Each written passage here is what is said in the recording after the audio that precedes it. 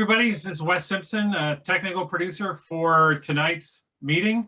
Welcome to the June section meeting for the New York section of Society of Motion Picture and Television Engineers. Thank you all for joining. We have a great panel here, but before we get there, I wanted to just do a couple of announcements. So let's go with those. Thank you very much to our sponsors. This is a very distinguished crew of organizations, both local and national in scope, who have donated their valuable resources to support our section, and we thank them very much. They're a key part of how we keep things moving and pay the expenses that we have during the year, and very much appreciate it. If you'd like to join this list, please get in touch with Carl Cavagnolo. His phone number and email address are on the screen right now. If you're if you are a SMPTE member, thank you. If you're not a SMPTE member, we'd love to have you join us. There's multiple different levels of membership, and you're welcome to join at any level that meets your needs. And in particular, we very much welcome students. Even if you're not affiliated with a university that has a student chapter, we'd certainly like to get you engaged. And we do have a Discuss channel for specifically targeted at our student members. And we're also very interested in hosting events that are beneficial to people at the very beginning of their career. I'm the technical producer tonight. My name is Wes Simpson. I'm the founder of LearnIPVideo.com. And I'm very pleased to introduce Josh Gordon, who is the president and namesake of Josh Gordon Group. And he's going to take us through introduction to all of tonight's speakers and get the discussion started. So Josh, take it away. Great. Thank you, Wes. It's great to be here this evening. We've got an amazing panel, and we're going to talk about technology in a way that a lot of broadcasters haven't talked about it before. We're going to focus on small market broadcasters and low power broadcasters who are using innovation to deliver big city results on the budgets they have to deal with. And ATSC 3.0 is certainly part of that process. Originally, this started out as an ATSC 3 only panel, but we soon realized that in order to, for smaller market stations to create the results using ATSC 3, they had to innovate. And we also found that those roots of innovation go very deep. And for some of the panelists that we have with us now, they have been innovating all along, and ATSC 3.0 is just a natural extension of that process. So let me introduce our panel because they're the key to making this all happen. First of all, we're really excited to get Larry Patrick on this panel.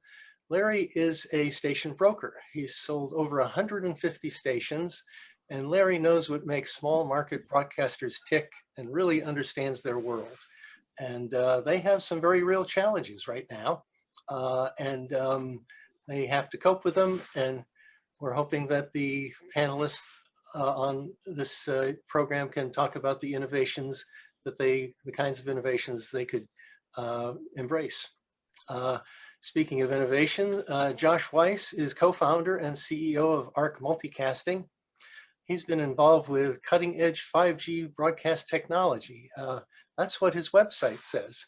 And he's going to walk you through some of the way he positions his company, which is quite remarkable because he doesn't use the words low power broadcaster anywhere in sight. And yet he talks about innovative ways to deliver content, and has aggregated his low power network in a way that will soon be delivering some very advanced technology services.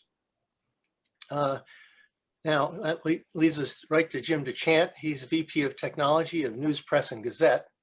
And he is, I think, the kind of high power broadcaster equivalent of what Josh Weiss is.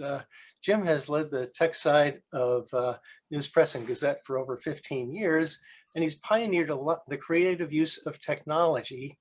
He uses a blend of traditional industry suppliers as well as many non-broadcast technologies to deliver automation and creative options that many stations of their size could not afford. So you'll hear another innovation point of view for a company who has the tall towers. And Perry Priestley is Chief Executive Officer and Chief Strategic Officer of Broadcast Electronics. Most CEOs don't really need a second title to highlight the strategy part of what they do, but if you knew Perry, you know it's very appropriate. He has a real gift for thinking through strategies that enable broadcasters to use technology in ways they had not thought of. So that's our panel. I'm very excited to have you all here, and let's get started. First, I'd like to start with Larry.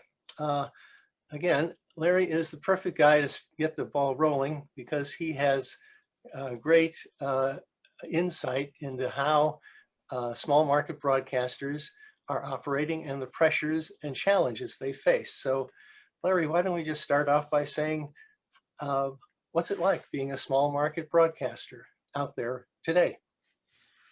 Well, I think traditional small market broadcasters face unprecedented pressure on them from a variety of sources. I mean, they're not all the same. I mean, you're going to hear from Jim, who represents a company, a family-owned company that has been tremendously innovative, largely because of his efforts, but has invested and is here for the long term. The problem I run into is in many of the smaller market broadcasters, whether they're in Missoula or in Alpena, Michigan, or Greenville, Mississippi, or wherever they are fighting for their lives. The business that they have had for, in some cases, 30 years, in some cases 50 years or more, that have been handed down through families, is not much fun anymore. It used to be, oh, well, you were a small fish, but you were in this wonderful pond and no one was out to absolutely kill you and eat you, but it's not that way anymore. I mean, the whole dynamic between, at any size market, between the station owners and the networks being goaded by particularly the sports leagues and so forth, it's a very different time. I mean, I can remember years ago when I ran a broadcast company, big radio, TV, cable company, you know, you would go to these wonderful spring meetings out in California with all the big groups, and the networks were there, and they were paying you money, they were paying you affiliation fees and so forth. Well, that is long, long past the horizon. You know, now it's a question of fighting for your very life. Let me give you some examples. So you're a small market company and you don't own, like the Bradleys do at News Press and Gazette, you only own 1 or 2 or maybe 3 stations. You don't have enough clout. You don't have enough clout to buy programming. You don't have enough clout to get any big discounts from the manufacturers that you need to buy equipment from. And what you find is the networks keep asking for more and more and more. I mean, 10 years ago, they were asking for 50% of whatever the retrans money was that you were getting. That has changed now. They don't look at how much you get, they just look at how much they want from you. And at the same time, they are competing with you. They are creating OTT networks that are designed to take their products and move it to a platform that they 100% control or 90% control, and not have to deal with all these affiliate groups that sometimes don't give them clearances, sometimes complain about programming that's not doing as well in the ratings and so forth. So I get a lot of families who call and say, look, I've got this 2-station group and we can't compete when Nexstar or Gray or somebody else comes in at the other station in town. They can so outperform me that I'm losing share. And then I go to my network and they don't want to hear it from me. They don't want to hear any of my concerns. They just want to tell me that the next 3 or 5 year deal is going to start at $1.5 million, $2 million, and it's going to run up to $3 or $4 million in terms of network compensation that you're paying them for carrying your programming. So, and you have seen it where an awful lot of families that just have a few stations, even if they're in bigger markets. I mean, you see the Wolf family in Columbus, Ohio say, Indianapolis and Columbus, we don't have enough size, we're out. But you see a lot of very small guys, that have a single station. The Breckner family over in Salisbury, Maryland said, hey, we can't do this anymore. And so they're out. Lubbock goes out. You see the families sort of saying, yeah, we're not going to make the stand anymore. And you see some of the big guys say, well, we're still pretty sexy and we can still get a big price for our stations, but we want out. That's Meredith today. We're gone. And so a lot of these small guys, and they have a nice business and they're still making money. They're making maybe more like 20%, not 40% that they did some years ago. But they're sitting there saying, ATSC 3.0 comes by, and I don't totally understand it, and they don't spend the time from the financial side trying to understand the technology. And here I'm the fish out of water because everybody else on this panel today, are engineers or have engineering backgrounds, and they understand all of that side of it. But the business side of it, they see as a very narrow focus. What I've done for 20, 30 years, looks like I'm not going to be able to do it anymore. And they instinctively in their mind say, I don't have the wherewithal or the desire to either pull down all the reserves I have, all the cash I have, or to go to a bank and try to convince them to give me $5 million or whatever it's going to be so I can be an ATSC 3.0. They don't always understand or have seen the breadth of the types of things that Josh, Jim, and others are going to explain to them today, and Perry, of all the different things that you could do if you really were in a box where it said, you can't get out, you can't sell, you got to stay. Now, what are you going to do with it? They don't see it that way. They see it as, okay, I've done well. I can cash out for whether it's 15 million or 40 million or whatever the number is, and I can be done. And I've had a wonderful career, and my family's had wonderful careers, but we're out of here. The standalone operators, you just don't see them that much anymore. And ATSC 3.0 is confusing to them. They haven't, as I say, they haven't really studied it well enough. They don't necessarily have the Jim DeChant inside of their company who can sort of explain it to them and give them ideas and bounce questions and stuff off of them. They don't have anybody like that. They're lucky if they have one engineer who can actually keep the whole thing on the air. And so, they get out and they look at, and some of the ones I hear, and then I'll be quiet, you can go on, ask some other questions, is, they sit there and say, well, I'm only in a single market, and that market is only a 2-county market or 1-county market, Zanesville, Ohio, 1-county market.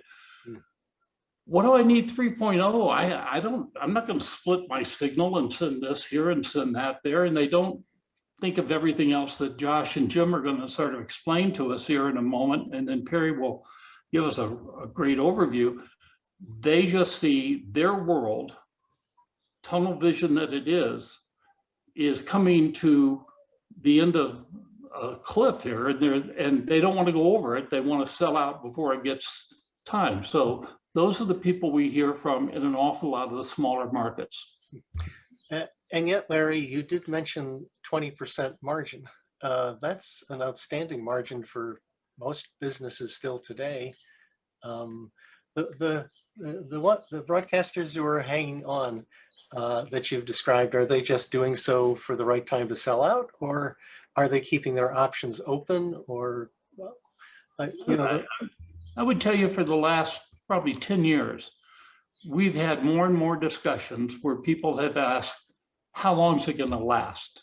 And they believe we're on the sort of the long tail, as the story goes. You know, when do I leave? Well, on the one hand, I'll give you one right now. It's a single station owner.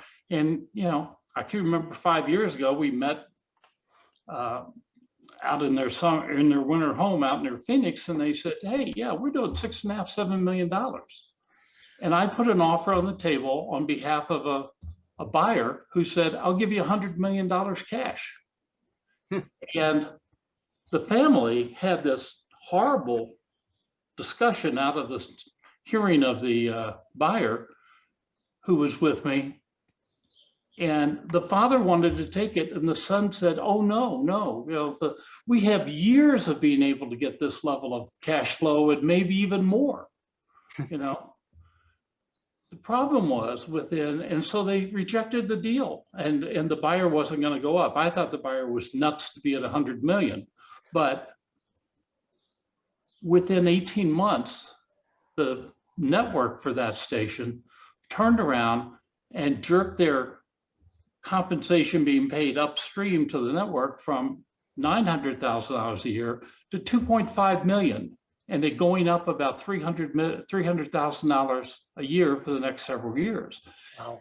They've never had their cash flow get back to even $4 million. Now, $4 million is, with no debt on it, is a lot of money, and the family can live very comfortably. But they waited too long in their particular market. You know, they can't maximize. I mean, if they were to sell today, they'd be lucky to get 30 million. Wow. You know, and so they sit there and think, wow, what we should have. And so everybody's trying to game, when do you get off the roller coaster here? You know, and it's getting, there's not as many highs, but the drops are pretty tough on them. And yeah, 20%, if you were a car dealer, you were a grocery store, furniture store, you'd be dancing in the street if you had that, but not if you've been having 40 and 45% operating margins in your past. And you unfortunately are just shackled by that mindset that is taking you down the wrong way. Okay. Larry, thank you. That was very good. Perry, do you have a question? No? Okay. Great. Well, Larry, stick around. I'm hoping you can offer us that kind of perspective on some of the ideas that we're going to hear today, and see if you think any of them might stick with these folks or not. I'd like to have Josh Weiss go next. Josh has a few slides that explain the innovations that he's using to put a totally different vision on what a low power TV network should look like. Josh, take it away. Appreciate that, Josh, and thank you, Larry, for your perspective. You know, Josh, you mentioned that you went to the website of ours and you saw that there's no mention of LPTV, and you know, the reason for that is because we're not an LPTV business, we're a broadcast business. And the fact that it happens to be LPTV is just that's really just a minute detail for us. You know, when people turn on, even in 1.0, when people turn on their TV, they either get it or they don't. There's no, well, I get it, but it's definitely a LP, or I get it and it's a full power. They've got they can't tell the difference in what they're getting. They either get it or they don't.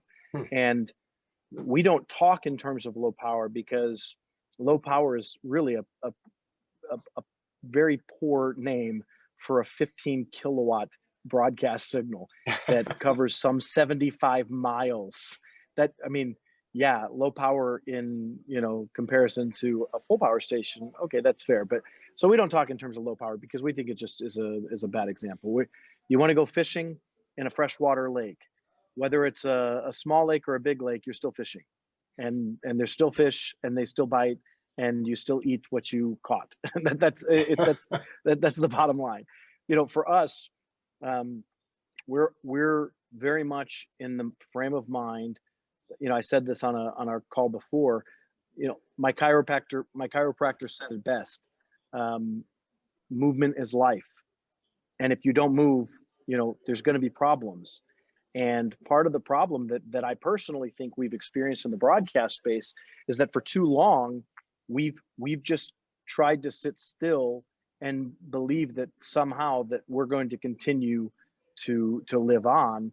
And everywhere around us, the technologies are changing everywhere around us. The resolutions that people enjoy are changing everywhere around us. The world of data is changing everywhere around us. We have to migrate. Movement is life. And so for us, I'll share some of these slides, and this is just a very, very high level of kind of who we are. I'm not gonna read everything or go through all of it, but just to kind of give a high level.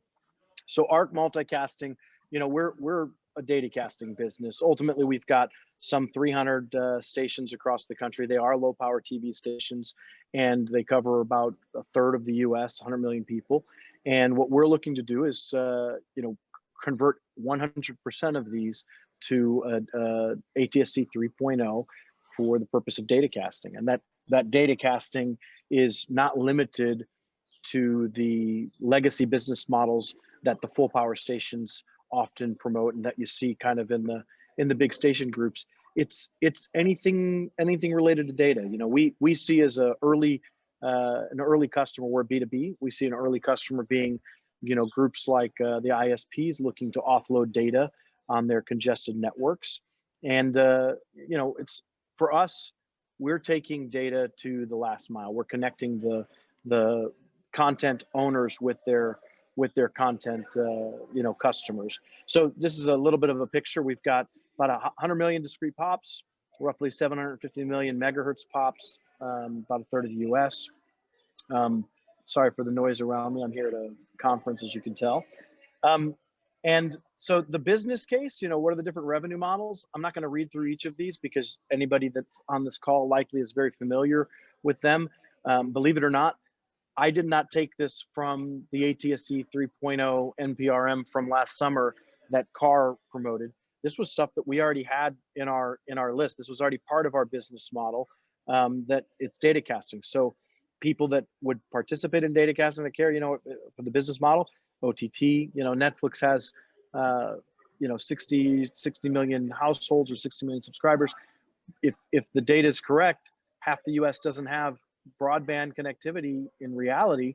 And so that's 65 million households. So yeah, there's going to be a little bit of a flattening of the curve for their potential, because the other half, if they don't have connectivity, they can't get it. ISPs, they need help. Their networks are congested. I talked to one ISP, and when Xbox comes out with an update, their network is 60% congested in a market like Dallas.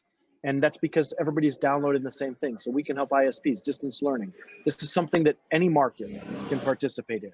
Markets all across the country, they need, especially, COVID, the last year and a half, if it's told us anything, it's that people need to enhance their communications infrastructure for things like distance learning. Broadcasters can participate. Connected car market, I don't have to tell you, Tesla has to have a way to update those cars. And even though people, have the Tesla and they can afford it, it's not that they don't have the means or the financial wherewithal. They live in small, markets. Sometimes those small markets where they live are up in the mountains, and they've got this massive ranch but no connectivity. They still need a way to reach their to update their cars. Smart ag, telehealth, IoT. There's all sorts of different things. So the way we look at it is very, very simple. Verizon reported that in one day last year, across their network in the US, 218,000 terabytes transited their network. That works out to 6.5 exabytes in a month across the entire nation. An LPTV station, one of our Dallas stations, LPTV station, covers about 75 miles, 6 million people. At 24 megabits per second, we can do almost 45 exabytes in a month. Why? Because the data that's transiting is multicast. It's point to multipoint. We don't have to replicate that gig or that 75 gig file or 100 gig file to every home, we'd send it once and everybody gets it. So the math is in our favor. It's broadcast. We were wireless before it was cool. So, you know, distance learning is obviously something we talked about. What does it look like for our business model as far as the innovation? Anybody who wants to get data to their end user, we want to be a pipe. That's all we are. We're a pipe. So we can cache the content in the home. We can get it to the devices, assuming that, you know, One Media is successful with the cellular, you know, the carriers. We can get it to the car. We can get it to the IoT devices, and we're a equal opportunity data caster. Anybody who wants to get data out, we're the most efficient way to get it out from one to many. So for us, the way we see it is we can look to legacy business models of linear appointment-based television viewing experiences, and we could sit there and say the puck is gone. What are we going to do? We can't play hockey. The puck is gone. We could try and follow the puck, or we could skate to where the puck is going. And so for us, we just saw it as the most logical thing to go to where the puck is going. And so that's kind of what we've been working towards for the last several years. Wow. Great stuff. Thank you, Josh. Hey, All Josh. Yeah. Josh Gordon, there's a question in the Q&A. Do you want me to read it or? Why not? Okay. So this is a question from David Bialik. And he says, doesn't ATSC 3.0 offer the broadcaster the ability to have a new revenue string between splitting the signal and also the ability to offer separate audio streams? What is the status with the automotive manufacturers adding the ability to receive ATSC 3.0 audio in cars?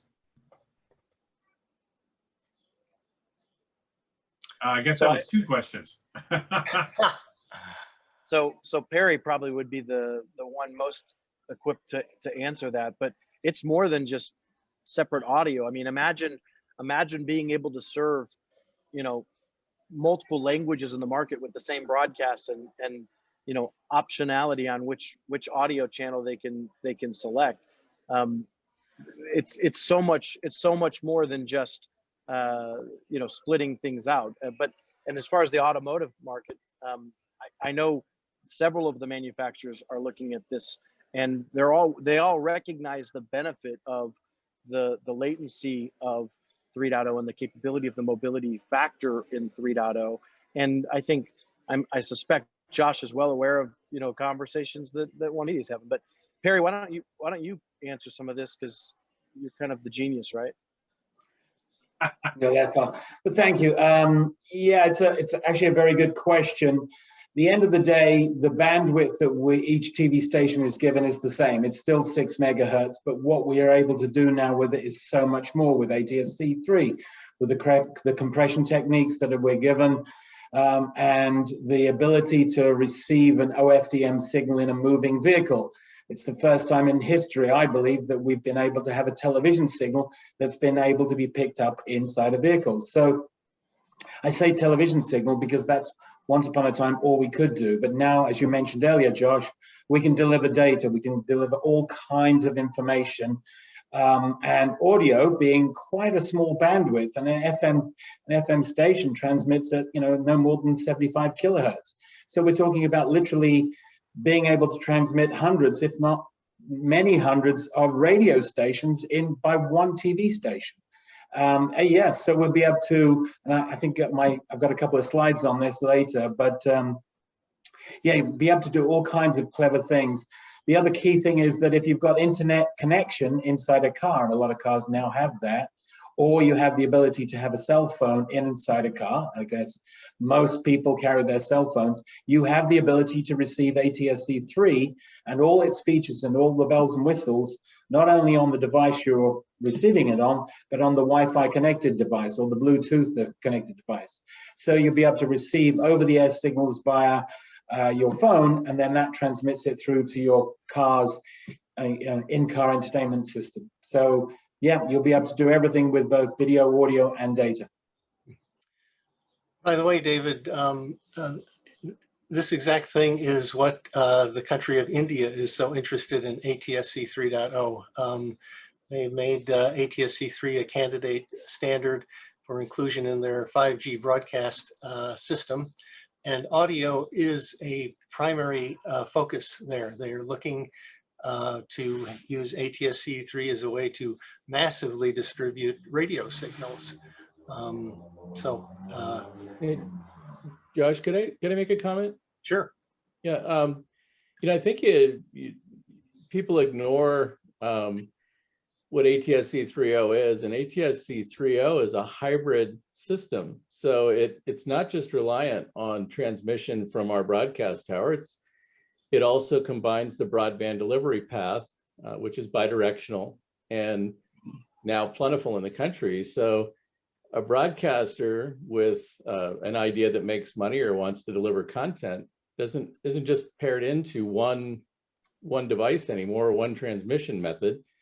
We get to you over the top through delivery systems like MVPDs, and under the top, which is over broadband. So, it really frees up broadcasters to deliver their signals in a unified way, which would be an application or a website, say a Chrome browser, without the limitations of their traditional broadcast towers. But it also provides us with a highly efficient way to multicast if none of those other signals are available. And also in the case of an emergency, if for some reason one of those other paths doesn't survive, we have survived traditionally. Most of our transmission does, at least one of us. So we serve a great purpose, and really it just opens up more delivery opportunities to broadcasters, not less.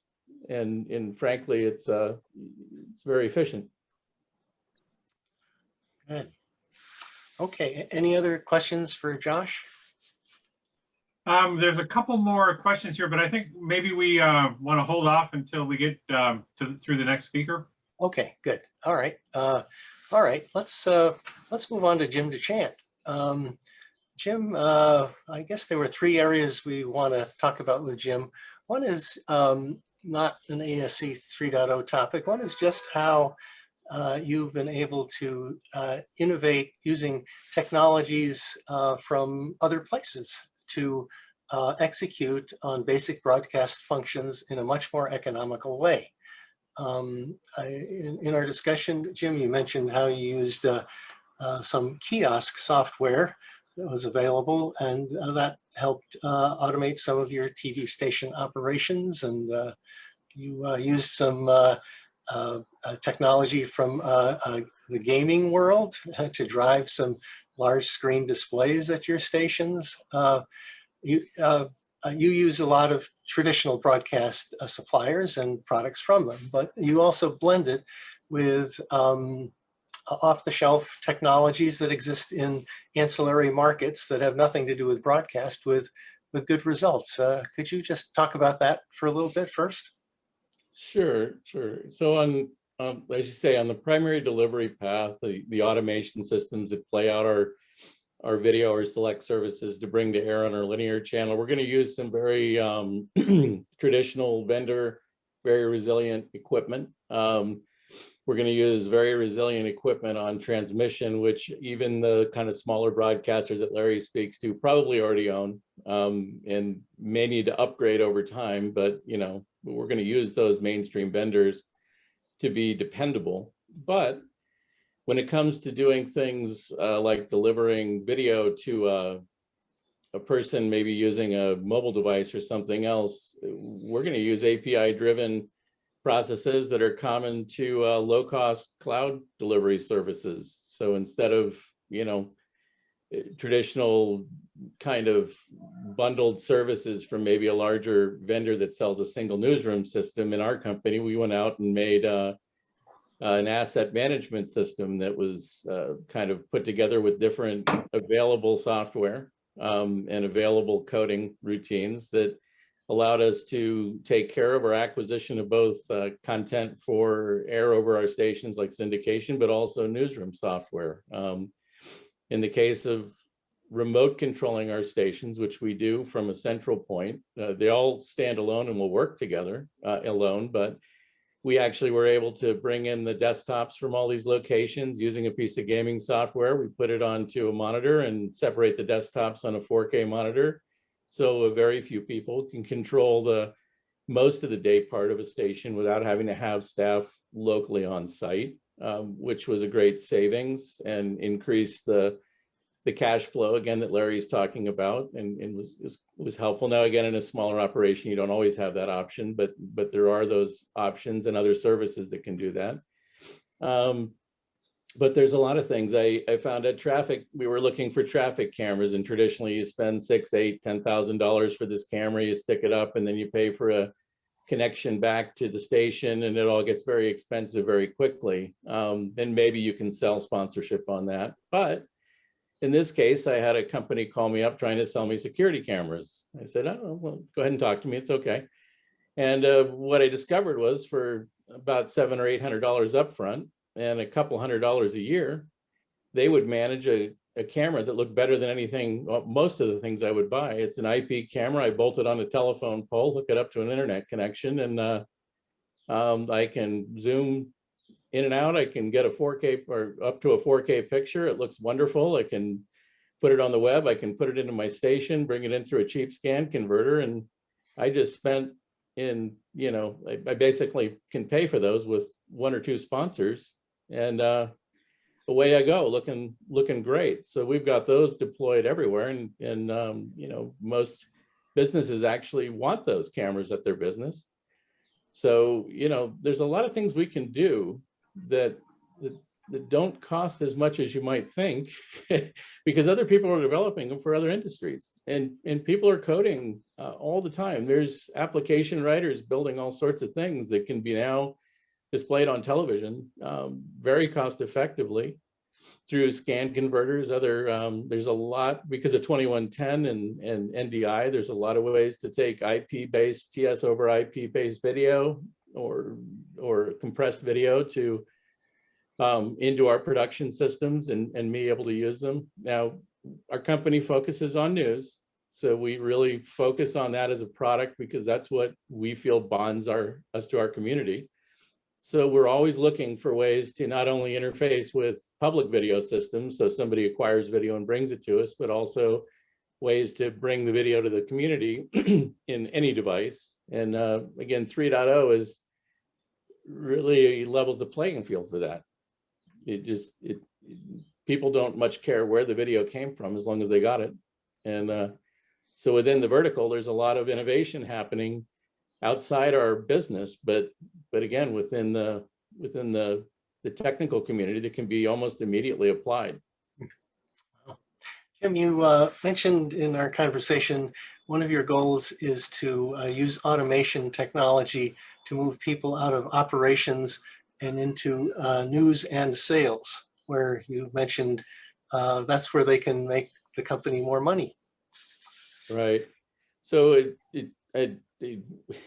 NPG was is still run, but was run by some very smart gentleman years ago, and he came in and looked at our operations, and he said, you know, you've lost focus. This is when I live in Bend, Oregon, and worked in the station there, and he came in and he said, you know, I'm looking at what you're doing, and you're doing a lot of things, but they're not all making you money. So you need to back up and look at this. So one of the things that this gentleman challenged me to do was look across the operation and tell me what kind of equipment we can buy to help reduce the labor that's being done that could be done by a machine, so I can redeploy this labor into a meaningful position. And for us, news and sales are the two things. That's our business. We have a community relationship because of news, and we sell that relationship and promote all of our other programming with that relationship, through that relationship.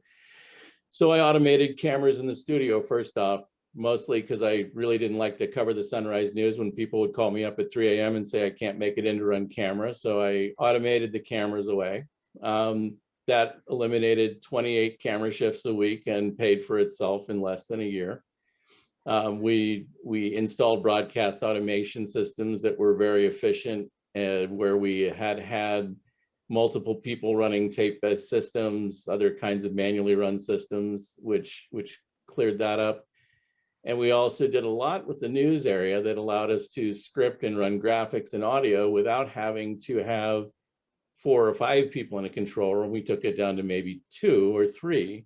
And all those positions we eliminated over time. And now NPG is bigger, so we applied this eventually across 10 locations. But every position that we eliminated over time, which may have been 40, 50 positions, of all those, we only laid off 1 person, because almost anyone occupying those positions was really actually interested in working someplace else in the station, probably as a creative services news person or salesperson. So we just moved people into a place where they were happier. And we put machines in place that, paid off. But it does take the upfront investment. The owner has to say, and the way we position any investment is, it's going to cost $50,000 to buy these cameras. You're going to have to come up with 50 grand, but I'm going to eliminate X amount of full-time equivalents over a period of a year or 2 or 3 years, and that pays for itself. And then after that, we're in good shape. And so again, these things, if you present them well, think them through, pay for themselves. And that's, kind of the secret sauce to containment and operational cost. Jim, you tell a story of how a few years back, your organization would go into markets where there were small broadcasters, which were, just barely hanging on, and buy them up and kind of combine their news operations. And you came up with some innovative technologies to enable news shifts to go on and off, in a matter of minutes, including all the mixed minuses and all the complexity that goes along with them. But the thing that impressed me the most was, and it was kind of the acid test of your philosophy that you've so far explained so well, is that you said, yeah, we would go in and make these changes, but in every station we bought, the human assets were already in place. We just had to reassign them to more productive roles to make the station profitable. Right. So when we enter a market, especially when you're talking about the legacy stations that Larry was talking about, most of the time the stations are well known to the community. They've been going to dinner, buying groceries, and buying cars and living there for a long time. So those faces are well known. And you come into a market and try to take the news voice or become the news voice, the most preferred news voice in the market, you may not succeed no matter how fancy your newscast looks. In fact, it will take you years to get there. So you're really buying the human assets, and you're really buying the people that know the community well. Because, I might come in from Bend, Oregon, thinking I know what somebody in Kansas City wants to see, or somebody in a small market wants to see. And I'm probably going to find out I'm really wrong, because I've never lived there. And so, again, you need to look at the people. And then when you ask the people, what would you do? And once you get to kind of watch them and know them, you'd be shocked at what you find. If you just let them actually tell you what they need. And then from an engineering perspective, once the ownership and the local governance tells you what the mission is, what the business plan is, which you got to develop a good business plan, then we can develop the systems to go after that. But that's, for us, that's how we've created success, is really seek out the core business plan for the community and then go after that. Now, again, this isn't a data transmission business or anything kind of in that vein. This is a pure broadcast vertical, but just so many times people miss the boat on coming into a community and really understanding it and then providing the information they want, because they still depend on us for information every single day. There wasn't a day during COVID that somebody didn't call into the station, a business or a local person, asking, can I go down to the grocery store? Can I access the hospital? Where do I go to get a shot? How do I do this? And we are the central point, and especially in a small community, it's pretty rewarding, because they really do depend on you and they know you. Sometimes they don't say very nice things about you, but they actually do like you and want you. They just don't want to admit it. So that, that it's really very valuable to have a small business that was run like that and part of the community for so very long. Great. Thank you, Jim. Okay, Perry, why don't you share your screen and share your ideas? Okay, I just wanted to point out that unlike Jim and Josh, I'm not a broadcaster. I supply equipment to broadcasters. I talk to broadcasters almost every single day, multiple times a day. I ask them questions about their business. I try to determine what I can provide that will help their business. It's interesting because, I mean, I literally speak to people, 3 people today, one in Syracuse, New York, one in Clarksville, Tennessee, and one in Las Vegas, Nevada, all low power TV stations. And they're all, concerned about the future. They're concerned about what ATSC 3 is going to bring them. But I believe, and I have faith that they will be able to make a reasonable business. Now, they're not going to be the national broadcaster size kind of company, but they are going to do well. And I think ATSC 3 will do for television what ATSC 1 did against analog television. Josh made a very good point that when ATSC 1 came out, it really leveled the playing field. Within NTSC, you would have good quality stations and lesser quality stations. And unfortunately, low power, with the name low power, was often labeled and lumped into that package of very poor quality television. Today, with digital television, as Josh said, you either get the signal or you don't. And if you get it and you're making an HD signal, it's going to look just as good as anybody else. When we move to ATSC 3, that's going to, expand on that sort of technology. We'll be able to get more out of our bandwidth and basically make a low power station just as good, if not better, than even a full power station. Coverage may not be as good, but the quality and the signal is going to be just perfect. If I share my screen now, there's a few slides. None of these are, I believe, earth-shattering, but basically, I'm just looking at some business models that ATSC 3 stations, low power stations, will be. I'm really focusing on the low power side more than the mid-sized broadcasters. That's the people I typically deal with on a day-to-day basis. So ATSC 3, what will it do for a low power TV station? Well, first of all, I think I just want to mention the time constraint here. Low power stations won't be the first to adopt ATSC 3. It'll be a few years. And I think there's even a market for, as full power stations transition to ATSC 3, there's going to be viewers that just hold on to their old TVs, hold on to their, they don't go out and buy the new smart TV. They don't go get a set-top box. And that's a good market for the low power TV stations to actually to address. Just looking at what stations do today, stations that really is pushing their bandwidth to a maximum can get 12 to 14 programs inside a 19.3 megabits a bandwidth of 6 megahertz.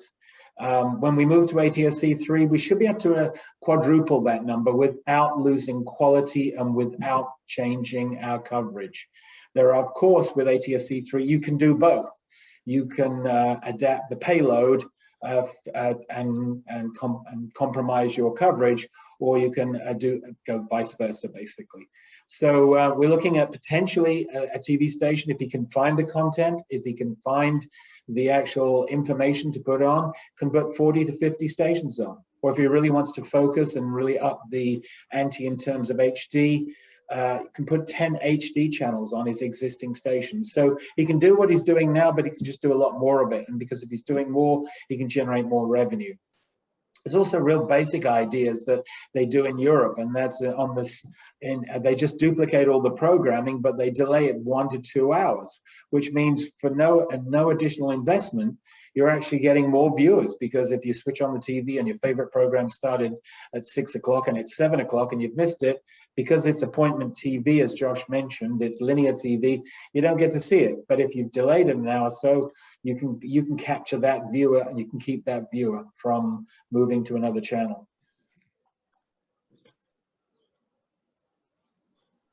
So I mentioned this earlier, as somebody called in and said, can we do audio? Well, yeah, audio takes up very little bandwidth compared to actually a video signal, especially a high quality, ultra high definition, or even a high definition signal. You could start a mini Sirius or XM radio from one TV station. About 100 programs would be quite easily done in a 6 megahertz bandwidth.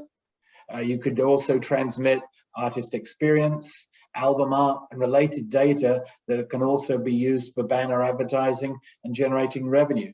So this could be technology, and now that it's available, you know, why people are saying, well, why haven't we done this before? Because, well, previously you can't pick up an ATSC signal in a moving vehicle. ATSC 3 now will be received in a car. It will also be received on a tablet and a cell phone.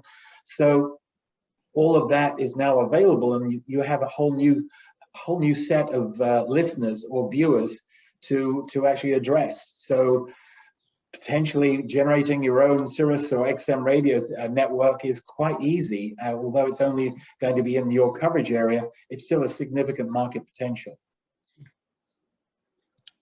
There's the second screen opportunity. I like this opportunity because you can, if a low power TV station can partner with a full power station, the full power station could be using up most of its bandwidth delivering an ultra high definition or a 4K signal, especially if you think about the Olympics or the Super Bowl that's, you know, that could be playing, people would really want to watch that in ultra high definition. But what about if you had at the same time different data, different information that supports that information that's in parallel with the data that's targeted in a totally, because it's in a totally different modulation scheme, target cell phones or tablets. This gives you the opportunity to watch TV and at the same time get information that's truly connected to the TV station, rather than just searching and Googling interesting information during the game.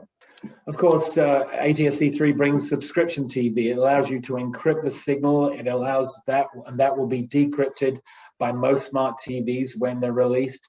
And that gives you the ability to literally go to local communities, high schools, colleges, local town government organizations, and actually sell to them your services to bring local encrypted local signals that can be encrypted and can be paid on a pay-per-view kind of business model without too much of investment.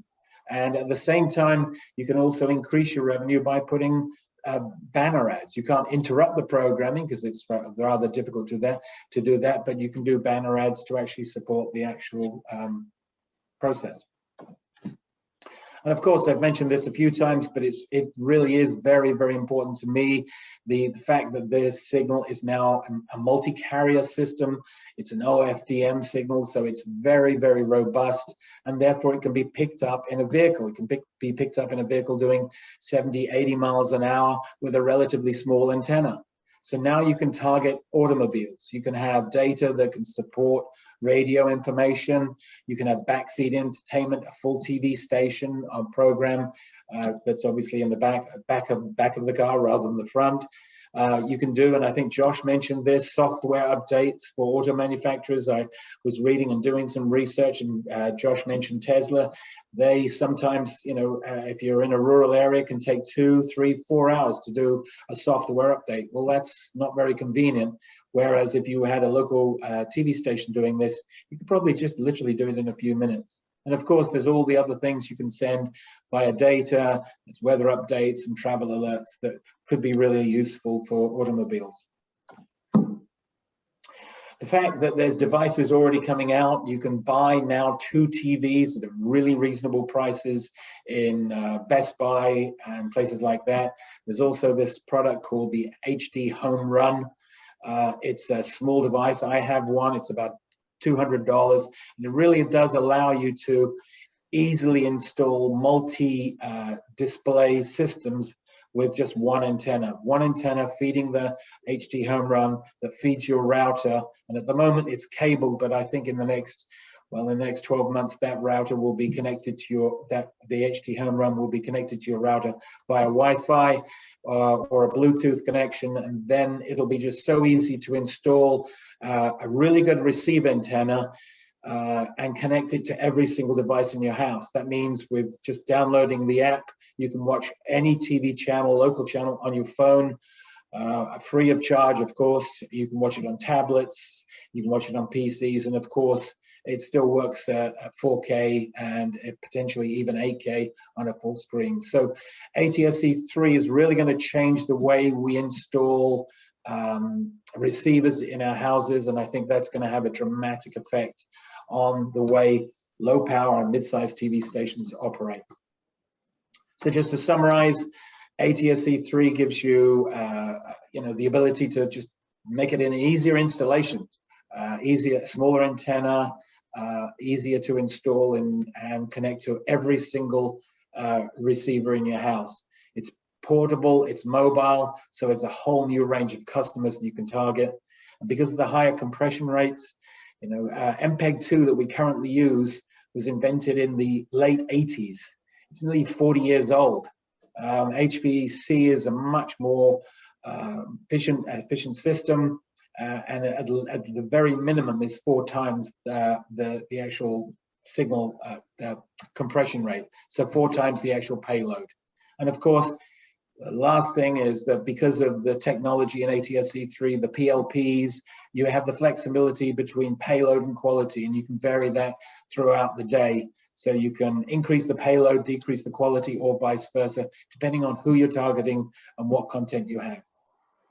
So any questions? And if not, passing over to Josh. Okay. All right. Let's see. Why don't, before we get to some questions, I think there's one thing I'd like to do first. I'd like to go back to Larry Patrick. Gary, I thought all the other presentations were spectacular, but I had a couple of questions. I really liked the idea of, okay, so there's a full power linear station that's showing, let's say, sports, and you could use your information to, you could use the ATSC 3.0 on a lower power station to transmit all this auxiliary information, okay? Can the full power station not do that also, or not? The full power station wants to get, I think one of the business models is to, to improve the quality. So we're going to go from high definition to ultra high definition to even 4K and potentially 8K. That sucks up a lot of the bandwidth. So yes, they could, but again, that means you can't. It's typically you can't do both. So it just would be logical and easier for a low power station to provide the auxiliary data, and it would just make it a much better for the full power station to ensure that they get the coverage as well as the quality. Okay, and I'm going to take a radio example and move it here. One of the hottest things in radio these days are gambling platforms, national gambling platforms. Right. So you could create a gambling, in essence, platform where maybe the station gets paid something, and on the secondary channel, what you're teeing up with the football game is you can bet on everything. You can bet whether they're going to, run or pass on the third down, whether they're, whether there's going to be 2 to 5 interceptions in the game itself. But so you could use that as a way. Absolutely, right? Yes, yep. I think that's actually a great example. If I mean, it doesn't even have to be on professional sports. You could actually turn this into an opportunity for even local sports to set up gambling. But not that I'm trying to propose gambling in any way. But yes, the technology is there to do that, and it's also there just to provide the opportunity to advertise the sportswear, whatever the team's wearing. If they're wearing a particular color shirt and you want to buy that shirt, that can be sold through the app. It can be sold through this secondary service. And it's, it's like get them while it's hot type thing. If your team's winning, you're more likely to go ahead and buy a ball cap or a shirt from them. So that's this all can be done in parallel. And as you said, it can be done by the major station, but they're going to be wasting bandwidth when a low power station could just do as good a job and target a totally different modulation scheme and a totally different set of viewers. Barry, I'm sorry, Josh. Sorry. Yeah. So my response, I think, Larry, there's no question a full power broadcaster can do these same things. Ultimately, getting down into the granularity of the gambling example. Let's look back at the high level. Think of it as retail. You've got a big box store, piece of real estate, and it's just a box. And you've got a little strip mall, and it's just leasable space, and it's all marked as retail. That's what this is. It's data as retail, and what specific area of retail you choose to put in this particular strip mall, lease space, or that box space, or this warehouse space, it's retail. It's the same thing. What's happening is, in my mind, one of the problems or one of the difficulties that the standard has had is there's so much branding that's based on whoever the loudest voice in the room is and what their particular value proposition is for that standard. So the full power world has dominated the headlines when it comes to 3.0 based on how will it work for them and their business. And not everybody relates to that. I don't relate to that business. I don't get retransmission dollars. I don't get advertising dollars. I don't get the same network relationships. I don't enjoy the same things that they have enjoyed historically. And so the problems that the full power broadcaster deals with aren't the same problems as what I would deal with. And as a result, it's going to speak to me differently.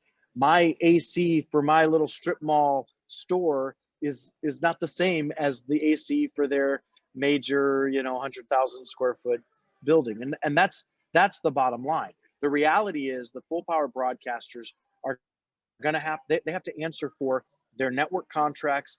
They got to still maintain their retransmission dollars because that's their bread and butter, and the airtime sales.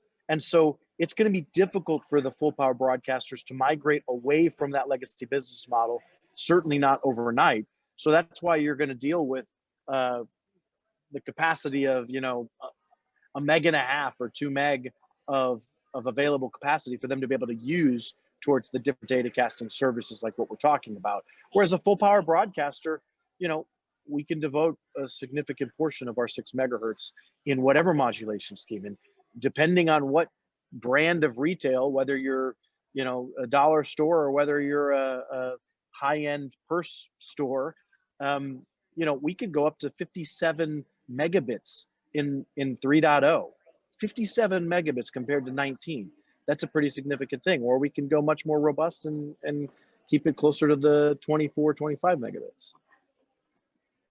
Okay, I mean, in the larger markets and where the ATSC 3.0 main large stations are testing, in many cases, those people, have 2 stations, 2 full power stations. So and they're not just splitting, 1 channel here. I mean, they're not simulcasting here. They truly have 2 separate streams here. Can they not use one of those streams hypothetically? And I've seen this in a couple of markets where they take, not all, but they take the top diginets and they've got 10 diginets on. And so the choice of diginets that you could make any money on, either by being paid to carry it or by being able to support it with advertising, it's lessened in those markets dramatically. I mean, even if you had, and I will try not to do this, Josh, but let's say you had 6 low powers and you ganged them together so that you could get the same type coverage. A, that's hard, and B, the big guys, this really is David and Goliath. And while I hear David's going to win a couple of battles, Goliath, all too often in our history here, has crushed David. You know, Bible aside, you know, Goliath wins. Just like right now, when I talk to groups about dealing with the networks are winning. The pendulum is not, you know, in the middle. It is swung heavily toward the network side, and they are in fact dictating the terms of people's business. So what do you say? But that's fair. But again, the way I view that is like, I can sell Cliff Bars, and if the big box store next door sells Cliff Bars at the same price and there's more Cliff Bars, the Goliath is gonna win. Yeah, if I'm trying to sell Cliff Bars, but we're talking retail. So the idea of limiting it to diginets as the revenue stream or as the business model, that's part of the dilemma here. Diginets aren't that, they're one revenue stream, they're one source, but you think of the gas station, like the gas station on the corner, they come in and there's lots of traffic. Well, why would another gas station come in across the street? And sometimes it's a smaller gas station, sometimes it's a large. Why does it get? Because there's that many people that need gas, and guess what? Both of them survive. And sometimes there's a third gas station that comes in on the other corner of the same exact intersection because there's that much consumed gas. And the truth is, there is so much data consumption taking place, and it's only going up. We are, never before in the history of communications has this much data been consumed, and it's only getting more and more as everybody's on their own individual device, resolutions are increasing, more data is transiting. Retail is everything related to data. So yeah, the diginets, they're going to have a better shot. They're going to get a better coverage, and I can't compete with a full power on that diginet. I might be cheaper, but I can't compete on the coverage. But maybe I'm not looking to sell Cliff Bars. Let me ask Jim DeChant a question. And Jim, I know you have a comment you want to make too. In smaller markets, how do you do the lighthouse stations? Well, I mean, in the big markets, they're buying up the worst station to do that. And this kind of tees up my point. So we have full power and low power in the same market. In 7 out of 10 of our markets, we have the ability to replicate our full power footprint on low power transmitters. So if I look at spectrum as pooling opportunity, and let's take the example that Perry wants. So NBC says one day, hey, Jim, you got to do 8K because that's what we're going to put out during the Olympics. What do I do with all the other stuff? Where do I put my local news? Where do I put stuff? Because I'm not going to have the bandwidth to necessarily do that. Well, I'm going to unify my spectrum. I'm going to move that other alternative programming off onto my low powers and build out SFNs to gain the same signal penetration and basically use them like translators used to be.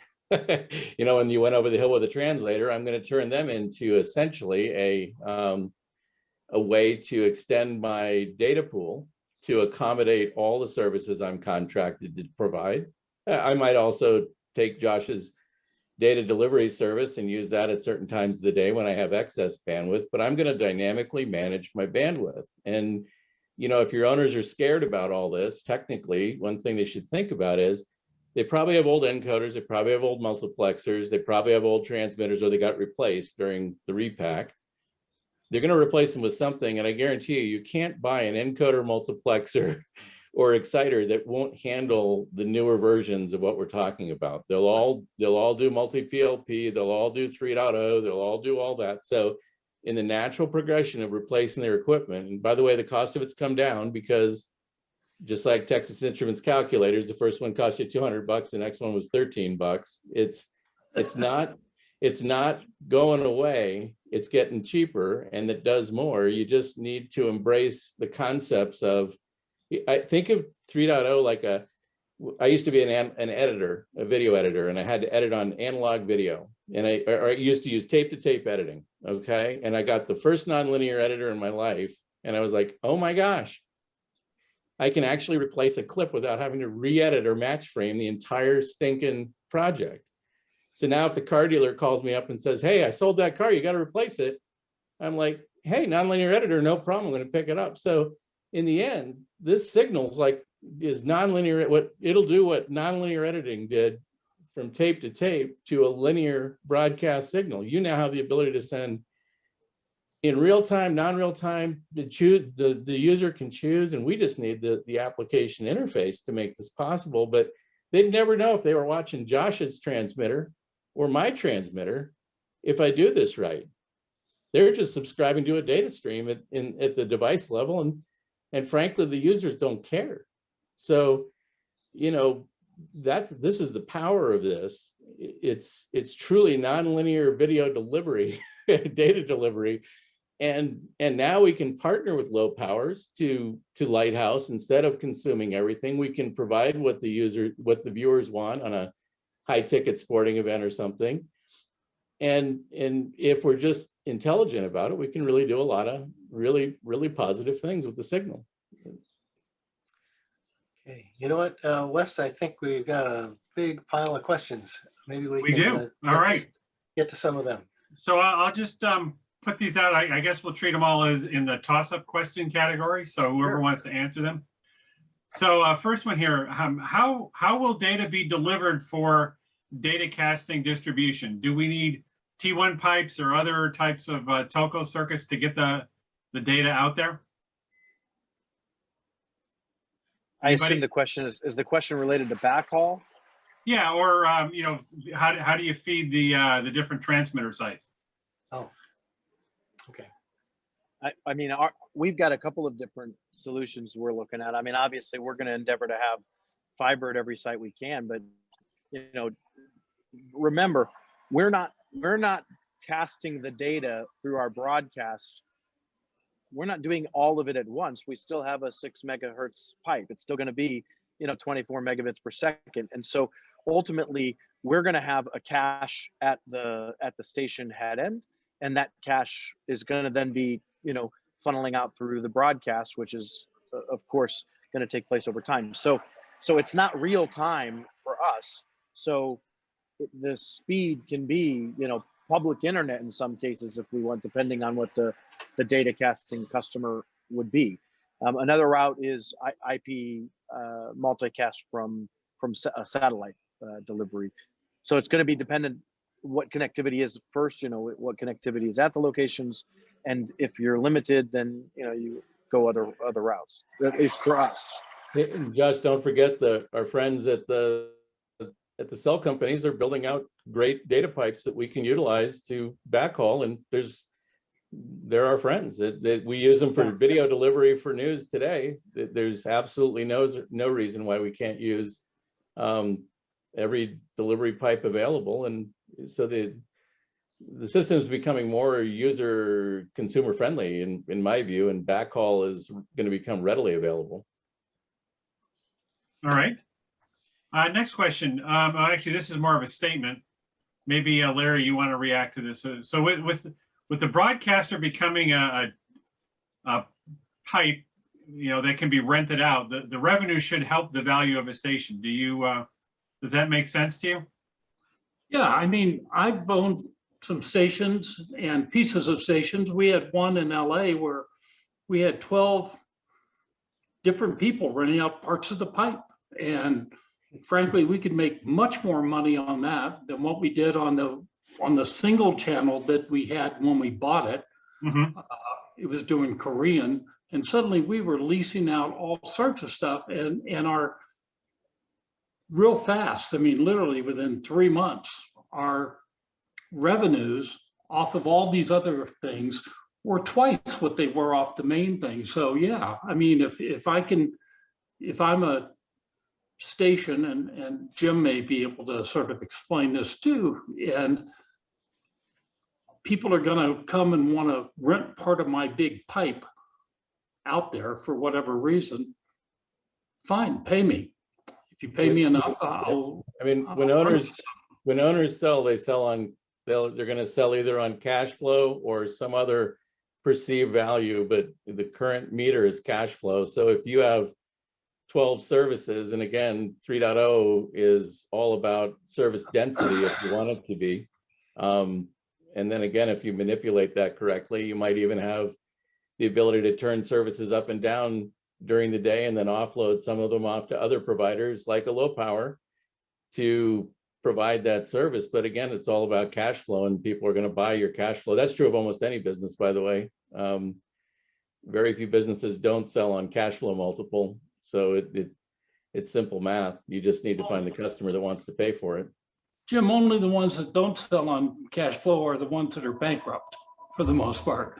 Or they sell on pure hype, you know. Yeah. But I've got a family that we've worked with for 20 years. They have a full power, pure independent in a smaller southern market, but they were smart enough to go out and get 3 Class A's and make them digital and 6 or 7 low powers. And by where they placed them and so forth, they are making much more money than the sort of the 3rd and 4th network affiliates in those markets that just have a single channel. I mean, they have looked at the technology and said, look, if we can provide all of this. And when, I'll give you an example, when MeTV comes in and says, hey, we'll give you $800,000 a year, we want one of those Class A's and all of the coverage it gets, you know, and there's almost no cost to passing through a Diginet. That's pure profit. And Jim's right. 99% of the time, any decent station sells on multiples of cash flow. They don't too much care where it comes from. Okay.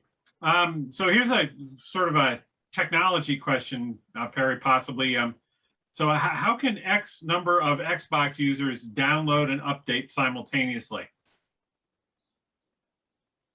So right now, the way it works is all of the existing network infrastructures are unicast. So it's 1-to-1. So if you know you have your internet, you've got your Spectrum, your Comcast, or whatever your internet is at your home, you go download Call of Duty update, and the neighbor goes and downloads Call of Duty update on the same thing.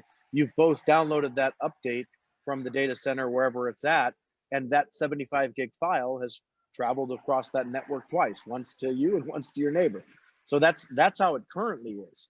With our model, we're point to multi-point. We're a multicasting company. So ultimately, if we put a edge device, a gateway device in the home that's got a hard drive in it, and it's a part of it becomes a part of it's a data center in the home. It's a part of the internet.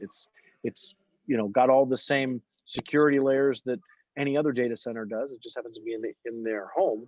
Then when they go to download that Xbox update, it looks to the local cache first and says, oh, it's right here, great, I'll download this first. And that's how it works.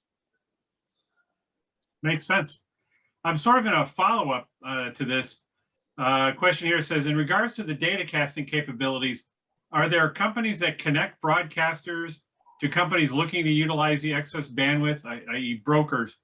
Follow-up question, any idea what the value of the excess bandwidth is? I mean, it's a little early to answer the latter.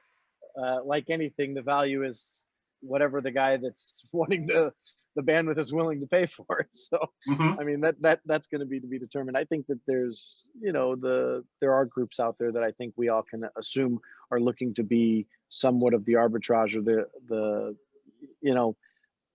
just like in the cellular days of roaming and stuff, it's the same thing. Not just from a network standpoint, but in trying to get to the enterprise level. Of course, there's going to be that. It's a little early though to kind of peg that, I think. Okay. Another question, do you have the MUX or the physical layers MUX? What type of equipment is a physical layer encoder? Is it still called ASI? Well, I can sort of answer that. No, it's we've really moved beyond the MPEG transport stream for a lot of these things. We're talking about MPEG multimedia transport. So it's not really a DVB ASI anymore, as far as I know. Anybody want to correct me on that, or? No, it's an IP multicast. It's bits in, bits out delivery, one to many. Yeah. And the way it's constructed is you can, through a series of equipment, a scheduler, a route server, and an encoder, you can take different types of data, group them into logical physical layer pipes, and then push them out. And there's a special little thing called a bootstrap that's at the other end that says, okay, your data, you're Ellen, I'm going to watch your show. And this other one is, you know, an update for my Xbox. I'll route that to the right place in the device, and away you go. So it's truly an IP. It's a physical layer transmission with a mid-layer interpreter and an application layer that then decides how the data is decoded or distributed to whatever portion of the machine the receiver you're using. All right. I wanted to mention also that I think Josh mentioned that the price of this equipment is coming down, and it is already. We haven't really started to implement ATSC 3 with any anger at this stage, but since the early encoders, they're already half or less than half the price they were just a year ago. And I think that's just going to be perpetuated over the next couple of years. So I don't think it's frightening to think at the moment a big investment to move to ATSC 3, but I think when stations really look at this and do their homework, it's not going to be as bad as it originally was thought to be. Barry, I think too, a lot of the price quotes include some of the legal and retransmission work that might go with teaming agreements for a market where you're trying to bring a bunch of stations together and create a lighthouse. As that requirement loosens up, it may actually really come down to the true numbers, which are, like you said, are really coming down on cost on the equipment. So it's going to become much cheaper to make the transition over time. Right. Not to mention the fact that the price will go down as more people adopt. So on the broadcaster side, so if more broadcasters move towards deploying 3.0, obviously there's going to be a larger quantity of 3.0 encoders and hardware out there. As price will come down. Okay, here's a question from Mark Falick.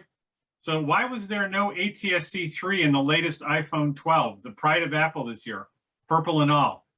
Anybody want to speculate on Apple's thought process there? I think it actually still comes down to the audio decoder and the fact that ATSC 3 standard is Dolby, and there is significant license fees that are involved. And there's no point in paying those license fees if no one's actually going to be using it, maybe for the short term. So that was one of our biggest problems initially, was investing in license fees to have the appropriate decoder. So I think it will come in time. Okay. I think it's a software-defined radio in many cases, so these devices may be able to do more than you expect. It's just what the vendor decides to include in the device more than it is the actual capability of the device. All right. Here's a question. It says, no one is addressing the elephant in the room that the consumers are moving away from linear broadcast to an on-demand model to access the content where they want, on what device they want, and when they want. Considering Nielsen's The Gauge, the streaming audience now exceeds the broadcast audience in all demographic groups. Aren't ATSC 3 stations investing capital in a declining market? Pretty pointed statement there. What do you folks think? I think the questioner is right. I mean, there are television broadcast people who see their business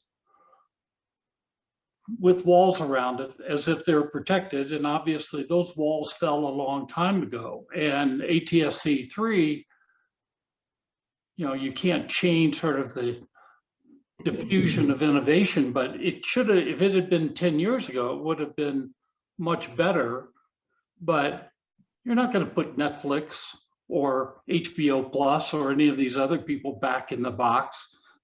Those people, and that's what is streaming right now. That's what's taking things away. All you have to do is watch the Emmy Awards and see that the traditional big four networks win very few, if any, awards, but it's all the more cutting edge cable, satellite transmitted pay services that are now streaming, right?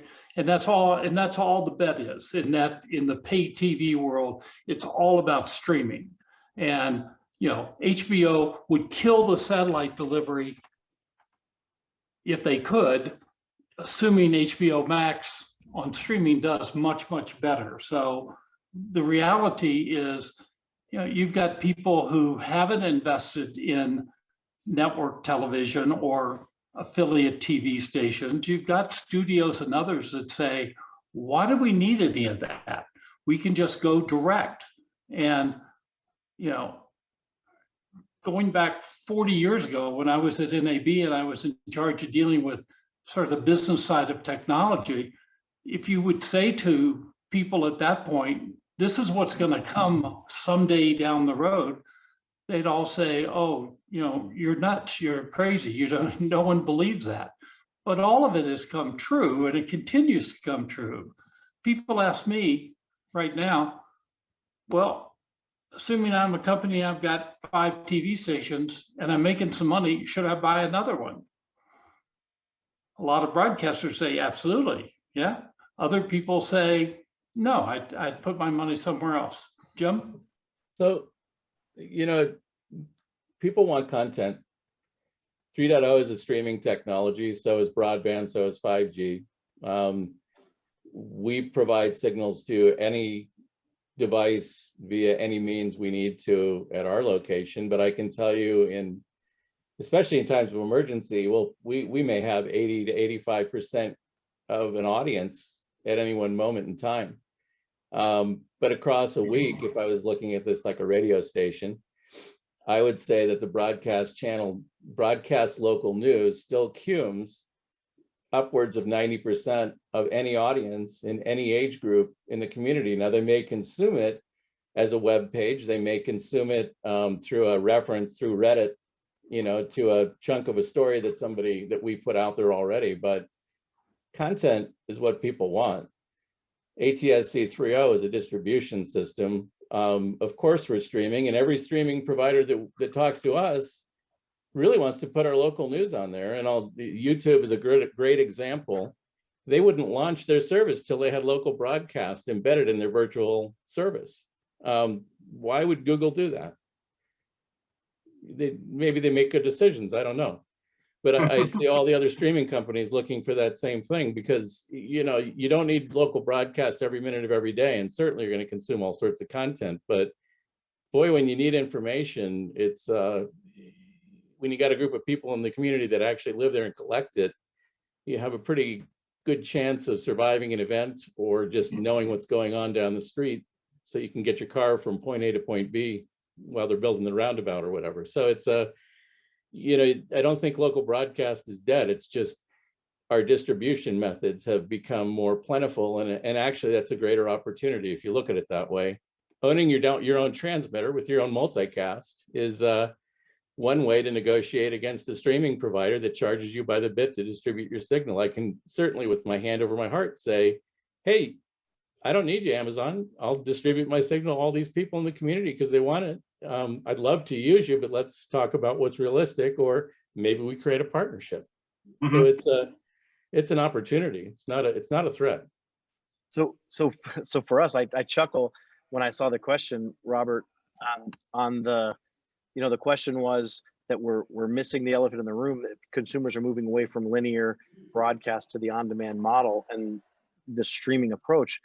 Like, that is the reason why that's why we're doing everything that we're doing, because people are moving away from linear. The appointment-based linear television is not that's not the future. And I think everybody recognizes that, which is why we're migrating to this new model. This is why 3.0 is so valuable. I don't see the streaming providers as a competitor. I'm not I'm not trying to compete with Hulu.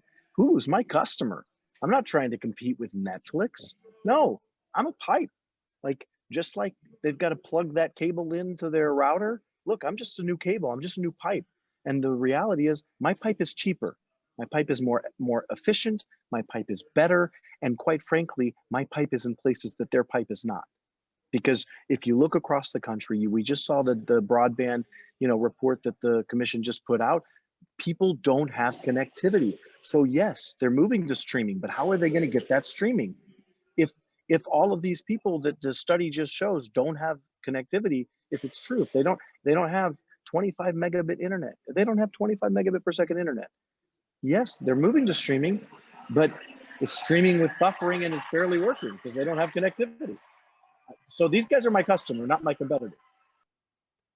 I also want to point out that, yes, we're all moving away from linear TV. When they first invented the actual video cassette recorder, when we recorded programs for the very first time, what was that, 40 years ago? Yeah, that was the end of television. They thought advertising would be killed, but it didn't. It didn't die. And I believe that, people are going to watch the Super Bowl when it kicks off, not 4 hours later. They're going to want to know about the weather when it happens, not 2 days later. They're not going to record local news. So there's going to be two kinds of suppliers. There's going to be a national broadcaster that does local, and then there's going to be the global digital platforms. They're the ones who are going to do the blockbusters. They're the ones who are going to do all the movies. These are the things you can watch anytime. But I don't want to watch like the World Cup soccer final 4 days later. I want to watch it as it happens. I want to be able to contact and communicate with my friends. So yeah, there's two types of content, and there'll always be two types of content. There'll be things you want to know and watch today and immediately, and there'll be things I want to watch that movie maybe next Wednesday, or Wheel of Fortune, I don't care, maybe a couple of hours later. We will be able to time shift a lot of things, but at the end of the day, there's still a lot of content, and that's what broadcasting is all about, is that we still have the ability to do local content. And local usually means instantaneous. It's happening now. So I think there's room for both, and they have to work together.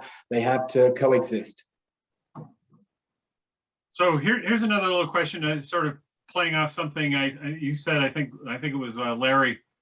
About satellite. Now this commenter says, I think ATSC 3 business model will kill satellite subscription TV, specifically if the programs will be broadcast in 4K and free, if the same ATSC 3 structure will be implemented to cover the same subscribers. Do you agree? Yes. Yeah, I do.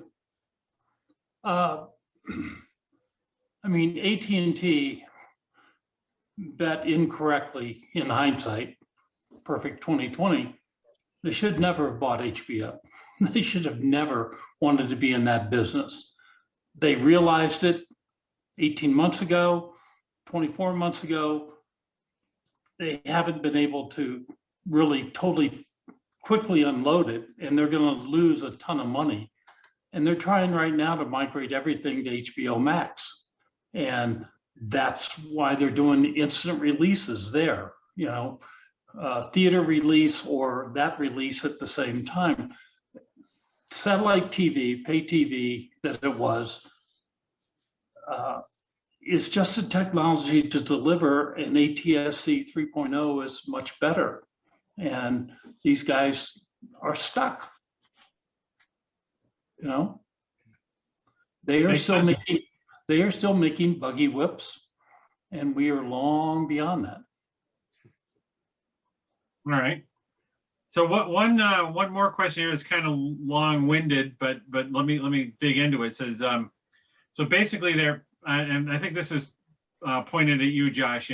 Somebody's looking at your web page and quoting it about video being transported millions of times on demand. It will be transmitted once across ARK's entire network and stored locally in millions of edge devices, and goes through some of the numbers. So so the question is, considering just one streaming service such as Paramount Plus, former CBS All Access, there's over 30,000 episodes of TV content and 2,500 movies. How can ARK Multicasting compete offering only 3,000 hours of HD content? When Netflix, Amazon Prime, Peacock, Hulu, Apple, etc. are added to the mix, the number increases by many orders of magnitude. Are the content producers going to trust having their content, their crown jewels, spread across millions of servers and that the DRM won't be hacked? So great questions. Great questions. I'm gonna unpack it because there's a lot there. Please do. For starters, this goes back to the analogy of the gas station. People are gonna there's that much gas going across. So like there's enough usage of fuel to warrant more gas stations on that corner, right? So it may be something where I don't serve CBS All Access and Netflix and Prime and Peacock. It's possible that we pick our dance partner and we only do for that one dance partner their content. That's one model to go with. Or it could be something where we have a relationship and it's capacity as a service. You can choose to purchase X amount of our bandwidth, and that's how much you're able to offload. So that's one section of the question. Another thing is the reference on will they trust their content on multiple servers? It's no different than what it is now. It doesn't live in Netflix's basement. No, it lives on server farms all across the country, and every single market has their own additional edge server farms. I mean, you're talking not tens, not hundreds, you're talking about thousands of server farms across the country with multiples of that of servers where their data is living already. The only difference is we're adding some more to the network, and it's going to be at the consumer edge, which is why that works. So the notion of the security, it's no different than somebody being able to hack into a server farm at Akamai or Limelight or any other place where it's living. In fact, Akamai, Limelight, these guys can be my customer. Look, you want to extend your services all the way to the consumer edge, you can lease a part of my pipe, no problem. Okay, so that's one route to go. As it relates to the quantity or the amount of data that one can consume, I'm not the answer for everything. Okay, so somebody wants to watch that foreign language film that that a small group of people might be interested in. Maybe I'm not the solution for that, because my value is not the fact that I can be a broadcaster. My value is the fact that I can offload the stuff that everybody is watching. So I don't have to be the one that knows the data, but I'm pretty sure CBS All Access knows that X% of their titles is taking up Y% of their consumed content. And if all I did was take their top titles, I'm going to relieve some congestion. And guess what? The ISPs could know that same information as well. So I'm not trying to answer everything for everyone. And I'm not suggesting that I'm the only option. I'm just an option. And I believe that my option and others joining the corner of that intersection where people are needing fuel, I think that combined, there's so much data that needs to be sent out there, and we've got solutions to be able to do it. Yeah, and I think there's some market studies that show that something like the top 20 or top 50 titles are a major percentage of the amount of content delivered at any given time. It's very much a very popular, popularity-driven thing. Tiger King was really big back in May of last year, but And to that point, I don't have, if everybody's wanting to consume the content at once, like the moment it comes out, I'm not the solution, but I'm gonna refresh the cache in that edge storage device, and as I update it, it becomes available and it relieves the congestion. It's not immediate, it's not live as you want, it's there. But when you go to see it, if you're seeing it from the internal data center, the data center in the home, it's as fast as your local area network. If you've got gigabit Ethernet or a sufficient Wi-Fi in your home, that's the speed you'll see it. You don't have to worry about what your ISP service is. Yeah. Okay. So let's see. Digging through some more of the questions here. So okay, here's kind of an open question. Maybe you folks aren't the right ones, but what kind of public facing evangelism, if you will, or outreach is going on to help convince people that they need to go buy an ATSC 3 tuner? Is that being done on a market by market basis, or how's that really happening? Do you know? Maybe I'll take that one. I can tell you that there's been a lot of feedback that there isn't much consumer-facing information about ATSC 3.0, but I can tell you that there are plans in the works through Pearl TV in association with some of their partners to launch a concerted effort to reverse that. And it'll be starting up in a few months, but you're right. Whoever asked the question, there's been very little consumer exposure, but I think Pearl TV is kind of taking the head piece on that. And I think the idea was, let's get enough stations up and running with ATSC 3, so there's critical mass. So when we send out all the announcements, there'll be someone at the other end saying, "Oh, I'll do a rescan and I'll get those stations." But up until now, we had to wait for the station rollout to get to a point. But the point where there's a consumer-facing campaign is coming. Makes sense. Yeah, you don't want to create a lot of demand for something people can't get right now. It could get a little. You could have a lot of disappointment going on with that. Yep. We needed to get devices in the net into the market too. So both those things happen at the same time, and we're finally reaching critical mass. So I agree with Josh. I think there are some really solid plans to promote the services now. I think it'll also happen naturally. I mean, I think the stores, I know Best Buy are carrying ATSC 3 receivers right now. No one knows they're ATSC 3 receivers. They're just nice big TVs with a nice flat screen. They're 65 inches and they're going for $699. I know people who have bought these TVs didn't know they were ATSC 3. So I think it's just going to be a natural transition. It's not like from analog to digital. I think this is, people are just buying TVs and they'll get replaced, on a one-by-one basis. So it's going to happen as well. All Samsung 8K TVs have a ATSC 3 receiver chip. And as the volume of these chips goes up, the price will come down and they'll get into more TV sets. Every CES that goes by, there's another iteration of how many sets are out there. And this past CES was only the second CES where there were any commercially available ATSC sets out there. So this is, it's actually picking up a lot of steam. Yeah, I don't think they're printing silicon without a 3.0 receiver if it's a receiver chip at this point, especially with the fabrication and the capacity issues in fabrication right now. It's just like the encoder or the exciter. They're not really making those things anymore that wouldn't have that. So my guess is in the next 2 years, this is just a common included feature. Whether it's enabled or not is the question.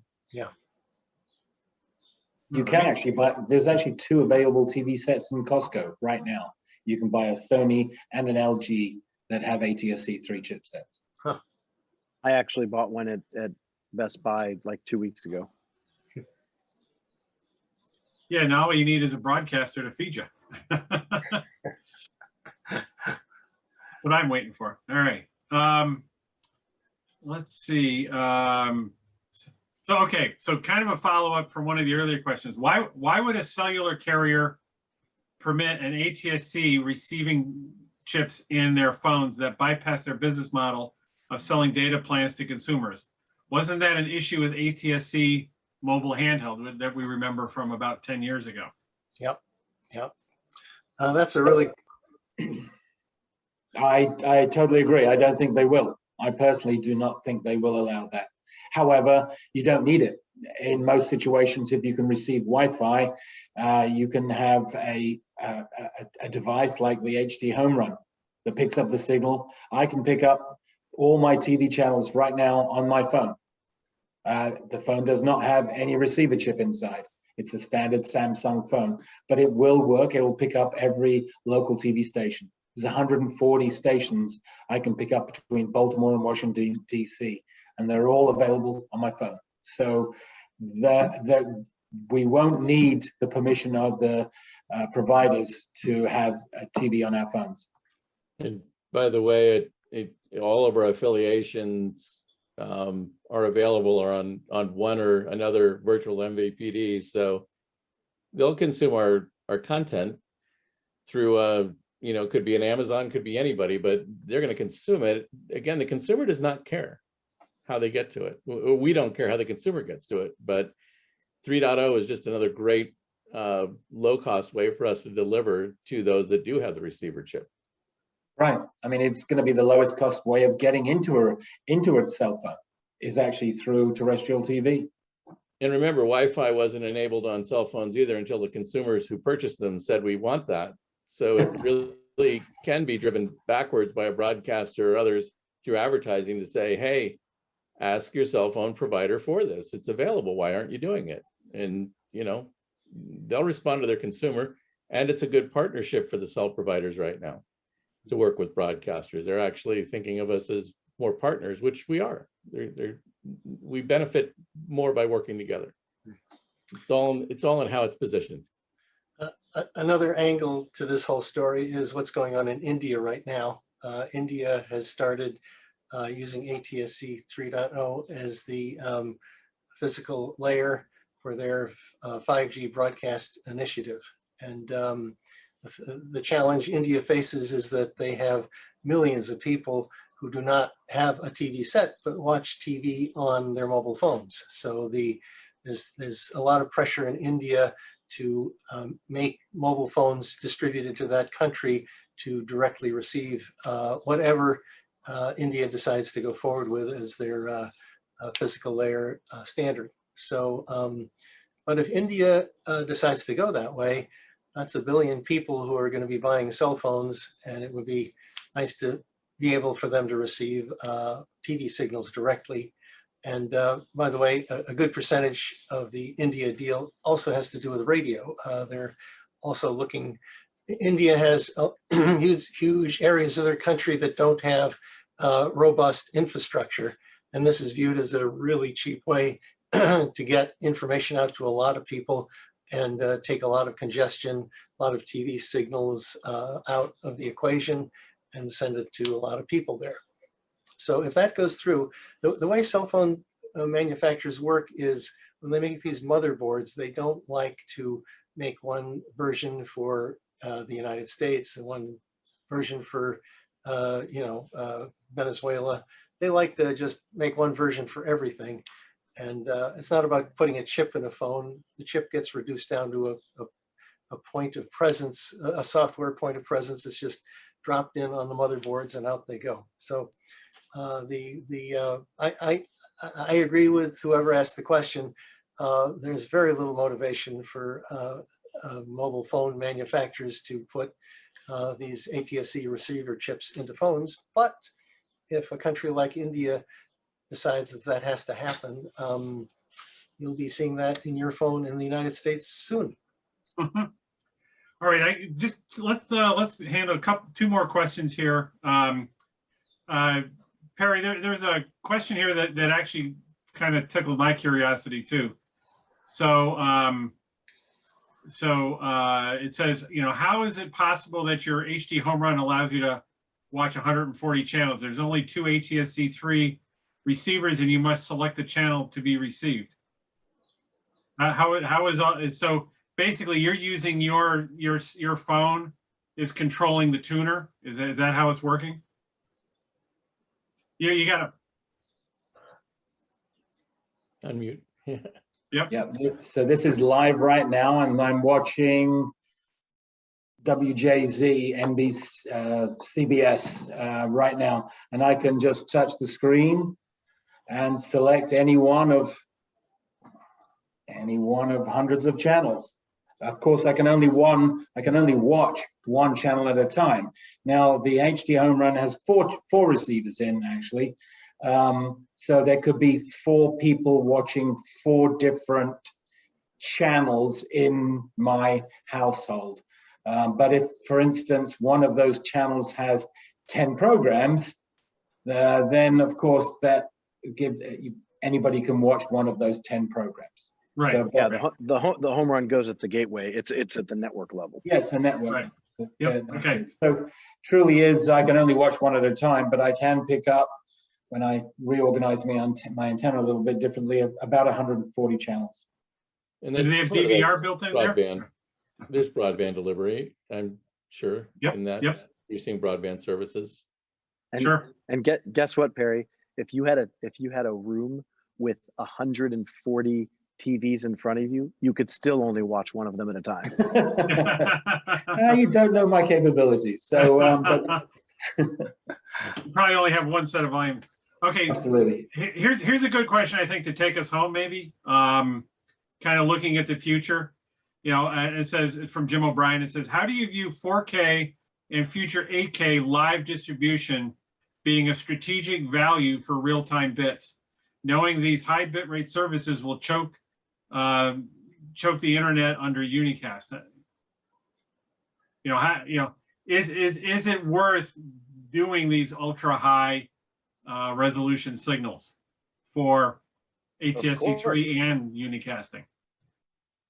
Of course, but why stop there? I mean, when people start going to virtual reality or augmented reality or whatever the next iteration of high, resolution or bandwidth, like people are going to want a way to consume it. How are they going to get it? Remember, we're a linear transmission, but the business model is nonlinear. Okay. And so ultimately, it doesn't matter how big the file is or what the resolution is, we can still pre-position it in the home. And as it relates to the linear broadcasters, like the full powers who are going the route of the 4K, there isn't going to be a more efficient way to get that 4K signal to the customer. And as the resolutions improve and the capabilities improve, there's still not going to be a better way than broadcast. It's just a matter of them choosing if that's how they want to fill the shelves of their retail store. Well, and I also think you look at the distribution of the bits, you could send some of that 8K signal over the air. You could send some of that 8K signal, another portion of it over broadband and another portion over your cell connection. So if you want to consume a very high bandwidth piece of video, there's ways to break that up, bring it back into your receiver through an application, align it, and make it play out as a singular picture. And is it worth it? Ask the consumer, because that's who really matters in all this. Nobody else matters. It's all who will pay for it. Right. We have to get away from the binary us them. It's hybrid. Right. It's hybrid broadcast broadband. It's all part of the same network. Satisfy the consumer however you have to. You'll win. Yeah. So here's a little attaboy for Josh. So having built in, this is again from Jim O'Brien, having built and automated 107 TV networks in India, it's a great point Josh makes. They may be the tipping point helping to get ATSC 3.0, and only the Indian government is allowed to transmit TV, so they have scale and political force. So that'll be interesting. Yep. Pamela, Okay. I have one more question just to wrap it up here. And it's just, I'm wondering if we can just go around the horn and ask every one of our speakers, and maybe you too, Wes, to kind of give their take on what we discussed today, and also to think about what your personal situation, where your business is at right now, what will it be like 3 years from now? And Larry, I'd like you to talk to, especially 3 years from now, from the point of view of a broker buying and selling stations. 3 years from now, I'd like your perspective on this as well. So why don't we go in the same order we started with? So Larry, why don't you take the first shot? 3 years from now, stations bought and sold. Turn your audio on, Larry. 3 years from now, I think our business will still be strong. I mean, we do well in great times. We do very well in bad times. I mean, when stations are in trouble, they sell. 5-6 years ago, Perry Sook said who runs Nexstar, who's chairman of Nexstar, said on a Wall Street conference that he thought within 7 to 10 years there would be the networks, and there would be 5-6 major groups. There might be a handful of smaller groups, but most people would consolidate. And as he said then, I intend to be one of those top 2 or 3. And he is right now, he's number 1. And you have other people who buy into that, like Gray, who is saying, you know, we bought more and more. The focus has now shifted to Washington, where Chairman Rosenworcel doesn't necessarily want to let the broadcasters get stronger. She is not jumping up and down to remove the caps or to let you own 2 stations of the top 4. Right now, you can own 1 in the top 4, and then you have to have something else. So you can have a ABC, but you have to have a CW or something else. As those barriers fall, the strong folks are going to pick up more and more stations. You know, News Press and Gazette, along with Brian Brady, they made a number of really smart moves by looking at small market stations where they bought legacy stations, put them in one building, shared, operations, shared news teams and so forth, and made these things worth a lot more money. There's always going to be that niche is there for the really innovative, smaller guy. But as a broker, and I tell my other brokers, there's still a lot of stations out there that are somewhat wandering around, don't know what they're going to do. And there are stations out here in the Rockies, I can think of 15 or 20 of them. They don't do any news, so they do the exact wrong thing. And I would agree with Jim completely. If you want to have a local connection, you need to be the number 1 in the market in news. And if you're brand new to it, you can't spend your way into it.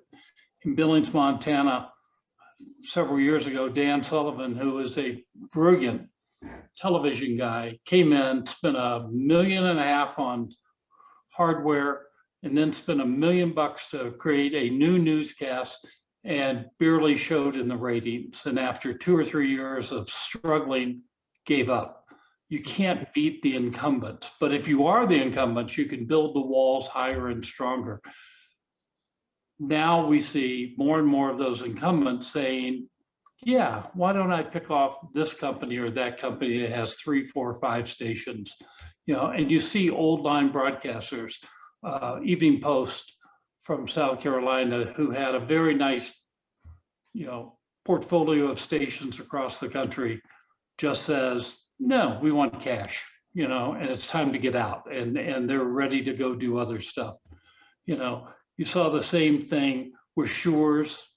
Now, you saw the same thing at Media General, you saw the same thing. There is a shrinkage in the number of owners. There'll be a handful that are sort of medium and smaller market guys, but the big guys are going to get bigger, and they're using every bit of clout they have in Washington to try to get the ownership rules changed, both in terms of how many I can own in a market and how many stations across the country I can own. They want to be unlimited. That's my comment. Good. Thank you, Larry. Josh? So just remind me, make sure I'm answering the right question. Where do I see things being in 3 years? Yep.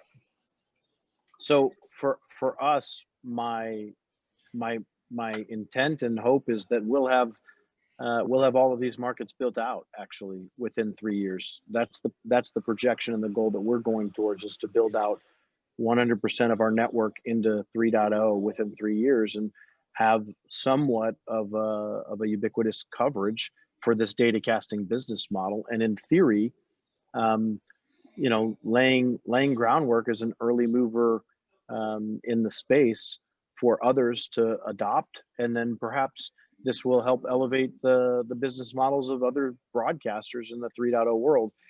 All boats rise with the tide in that respect. In theory, we will have, we'll have demonstrated the broadcast broadband hybrid network model, and those who sat on the sidelines they'll be a little sad that they waited to jump in, I think. Okay. Jim? I think we'll continue to focus on localism and content and creative ways to converge our technology to meet the consumer on whatever device they choose to consume us on. And 3.0 will happen naturally because I can't buy the equipment that won't do it today. So when the receivers are there and the density's out there, we'll converge and continue to serve the communities that in the way that made us the money we made in the past. And if somebody else buys it, I trust my company that they'll find someone else who believes in that same mission, because they've been at this for well over 100 years now. So, most of the owners that Larry talks about aren't started out serving the community, and they still believe in that. They may have a family business change, but the reality is they still believe in their mission, and the mission is serving the community. So we'll continue that. Okay, Perry. So 3 to 5 years, don't know where I'm going to be, but I do have a forecast of what will happen to the industry, what I've seen over the last 30 or 40 years. My feelings, maybe it won't be 3, maybe it'll be 4, maybe 5, but we'll be definitely transitioning to the point where commercials as we know it today will not exist. I do not believe we will have the same kind of business proposition that we've had for the last 20, 30 years in television. We will move to a new kind of maybe subscription model, but that's what's going to happen over the next few years. I also believe that cable companies will turn into only ISPs. I think they will get out of the content business. They will be replaced by another, in a sense, cable company, but it's the like the streaming and over-the-air combination hybrid that Josh was mentioning. And the third thing, I think that's where the receiver. It was so stationary for such a long time, and all we got was black and white turned into color, and color turned into stereo, and then HD came along. But it's all fairly stale stuff.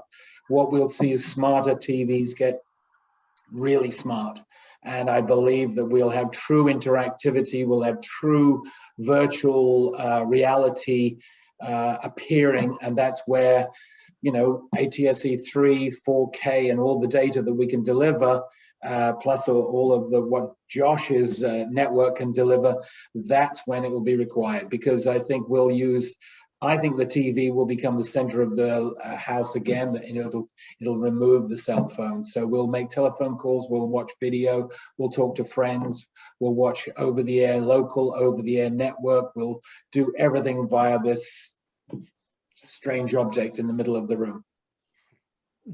Hey, Wes, what are your thoughts? So, I'm a bit more of a techie geek, and the thing that just strikes me the most about ATSC 3 is that the cost per delivered bit is a couple orders of magnitude below what any other network option allows us to do today. It beats satellite, it beats cable, it beats any kind of ISP that's out there today. And because bandwidth demands are continuing to go up, I think there's going to be a really strong market for people who can deliver a lot of bits very, very inexpensively. And I think the appliance model is going to have a lot of legs. I mean, for me, the Roku was transformative. It really changed my way of viewing. The fact that I can use a content search that spans all the 20 or so channel or services that I have subscribed to on my Roku, and most of them are free. I like free stuff.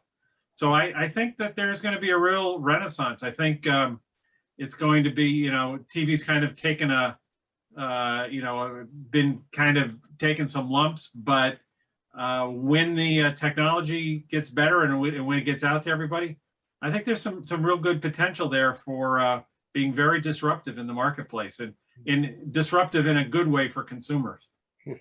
Yeah. Okay. I've got my prediction for 3 years from now. I predict that we're going to have much less discussions about television as television. We're going to have a lot more discussions about data delivered television. And we're going to start thinking more in data terms and less in there's television over here and there's data delivery over here. They're going to be blended together. And I think in 3 years, as ATSC 3 gets out there, there's going to be an awakening about the difference between wired data delivery and wireless data delivery. And the truth is that those two are going to diverge. Wireless delivery is going to become much, much, much more critical for one simple reason. There's only so much of it. Wired delivery, you can always lay more dark fiber. You can always put down, tap into, there's a lot of different ways you can get data from point A to point B via the ground, but there's only so much spectrum. It's highly regulated. And as these needs increase, there's going to be a fundamentally different understanding of what wireless data delivery is and its core value.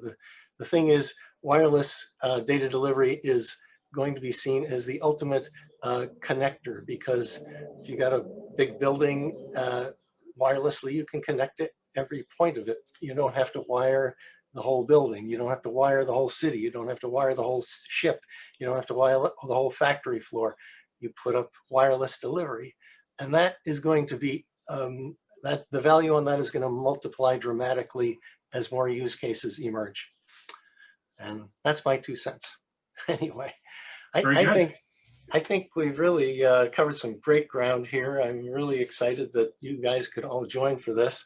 It was a lot of fun to bring you guys together, and I think we covered some topics that aren't typically covered. So thank you all for making your unique contributions, and I think we helped move the ball a step forward here.